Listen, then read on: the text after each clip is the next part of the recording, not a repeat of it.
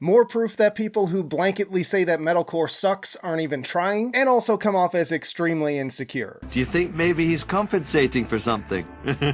Today we are ranking the albums of Unearth, and we're starting with The Stings of Conscience in 2001.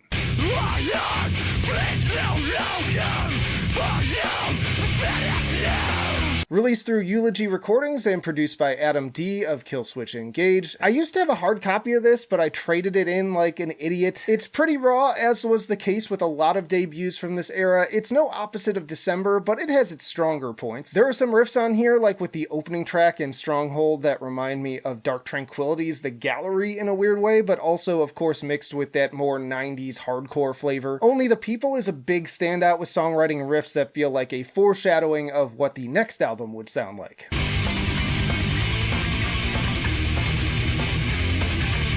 A little bit of that towards the end of the title track, too. A little clunky and inconsistent, but if you like that early, heavier metalcore sound, it's still not a bad one to go with. I'm going to put it at C tier within their own discography. But then we have The Oncoming Storm in 2004.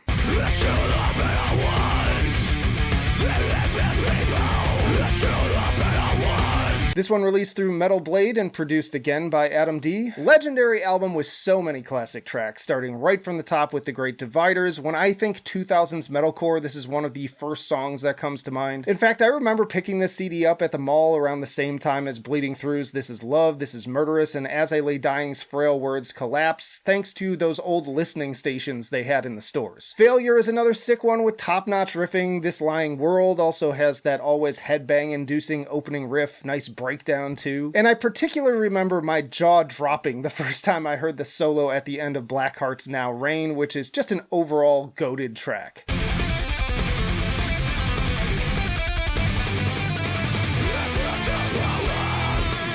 Zombie Autopilot, also a great follow-up with those wailing In Flames-esque harmonies after the acoustic outro. Great soloing on Endless, cool piano on Ares, love that surprise final act of Lie to Purify too. One nitpick I have is that the vocal performance is a little bit more one note than some of my other favorites from this era, but it works well here, and those occasional moments of kind of spoken word at least break up the more hardcore style screams a little bit. Really though, start to finish banger, made Billboard at 105, top 20 metalcore album for me, for sure. I'm putting this one at S tier. Then we got 3, In the Eyes of Fire in 2006.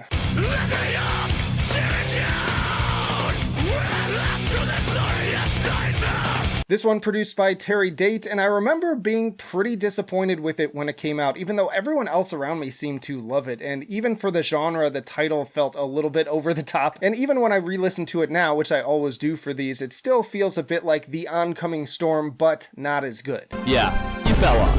Plus ratio, plus you're white. Like This Glorious Nightmare is a really solid opener, but not as good as The Great Dividers. Giles is a real slapper though, with that relentless beat.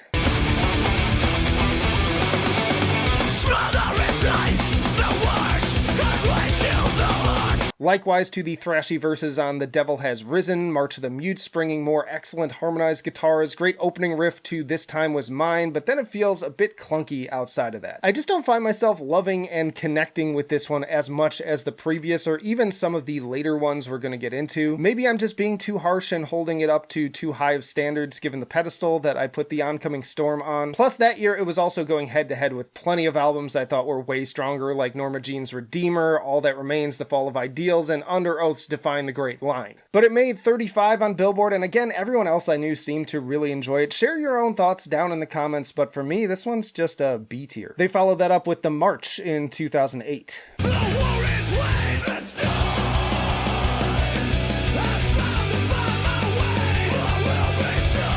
This one, a concept album about the hopeful and evil sides of humanity. What a shockingly original concept. Back to production by Adam D, and the only album with Derek Kurswill on drums. Opening on a very hardcore sounding note with the D beats and gang vocals of My Will Be Done, but of course, as always, capped off with some more Melodeath influenced riffing. Fantastic hooks on the more atmospheric Crow Killer and Grave of Opportunity, the latter of which was on Guitar Hero World Tour and features a guest appearance from members of Norma Jean.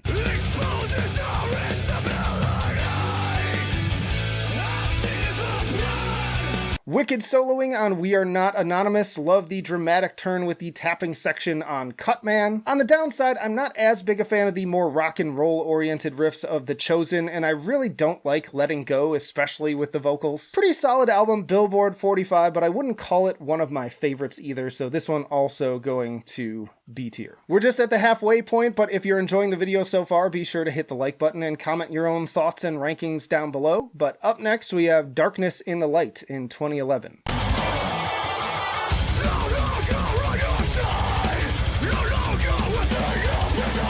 This one features Justin Foley of Killswitch Engage on drums, and again produced by Adam D. Love the epic, almost 80s sounding guitar harmonies opening this one with Watch It Burn. Really nice to hear some clean vocals for a more dynamic performance and lots of As I Lay Dying vibes to the riffs too. Same goes for Ruination of the Lost, which initially opens more like an Avenged Sevenfold track, and then the seriously catchy and also Killswitch Engage tin sounding Shadows in the Light.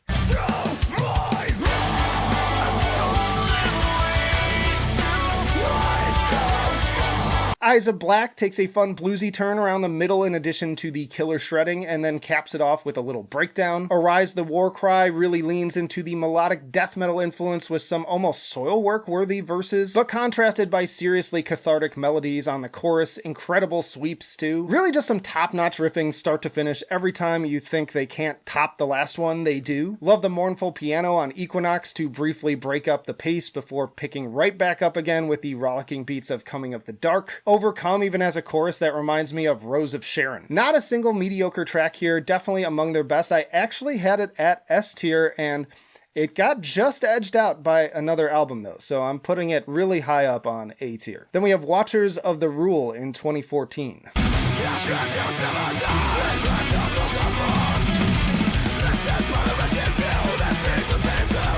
A lot of firsts here. The first album on E1 Music, the first album since the debut to not feature bassist John Slow Maggard, and the first with former The Faceless drummer Nick Pierce. Really solid opener with The Swarm, lots of great guitar work, from the tombs of Five Below to The Ground and Guards of Contagion, really shredded up like it's still 2003, alongside some really great drumming too. Birth of a Legion is a total banger, and Burial Lines even closes on a note reminiscent of The Great Dividers. Never Cease and Trail to Fire bring the more soaring melodic elements amidst the chugging.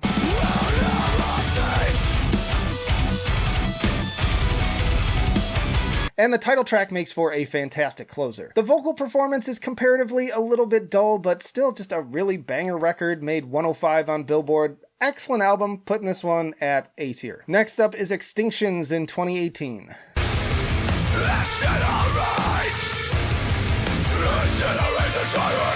This is their first album through Century Media Records, and the last to feature guitarist Ken Susi, produced by the prolific Will Putney, and with drums recorded by Adam D. And unfortunately, this one feels very generic in comparison to the last few. The guitars are decent, but a little buried in the mix, while the vocals feel too loud, which is unfortunate because these have always been, again, my least favorite part of the band. But on here, they sound especially bad to me for whatever reason. The only tracks that even remotely stood out to me here were The Hunt Begins, Sidewinder, and maybe Hardline Downfall, and even those were kind of soon forgotten. One with the Sun is a solid closer though, with some of the best riffs.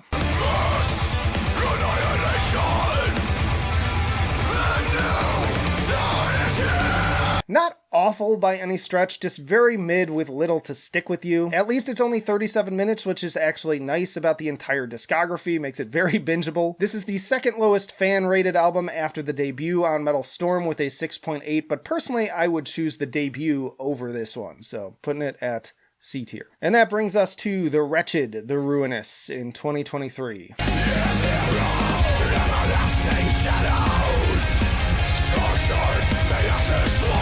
So first album without Ken Susi, who left in 2022, and with Peter Lehman taking over, and man does he make an incredible first impression. Kicking off on a super strong note here with the title track, and to be honest, this is the first time in a long time I was getting full on the Oncoming Storm vibes. The verses are crazy heavy, the melodic leads are triumphant as fuck, and I love the killer drum solo transition and unique use of clean vocals at the end. Cremation of the Living keeps that energy strong with more peak 2000s era metalcore riffing that makes me feel like I'm 16 again. Great dynamics and earworm hook on Eradicator, awesome mix of As I Lay Dying and August Burns Red sounding riffs on Mother Betrayal.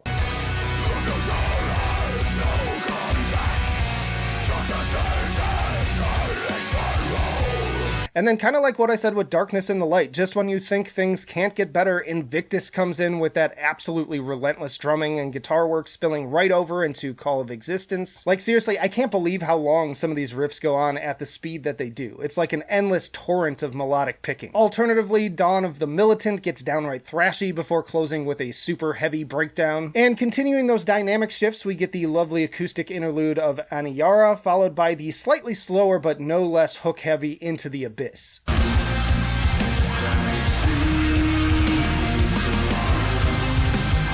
Also toying with some different vocal ideas on the bluesier, DB-driven Broken Arrow, and then closing very strong at a very tight 37 minutes again with Theaters of War. I've got to say, as someone who had sort of relegated these guys to the back of the line in terms of classic metalcore acts that are still dropping new material, I am very impressed. This is not only one of their best albums to date, but also one of the best metalcore albums of the year so far, alongside August Burns Red, which I recently ranked here on the channel as well. Again, I think it kind of goes toe-to-toe with Darkness in the Light, and there's a lot of like similarities between these albums, but ultimately I think this one beats it out at S tier just by a bit. Y'all check out this playlist for more metalcore rankings, and again, let me know your own thoughts in the comments, but that'll do it for now. Flight of Icarus signing off. I will see you in the trenches.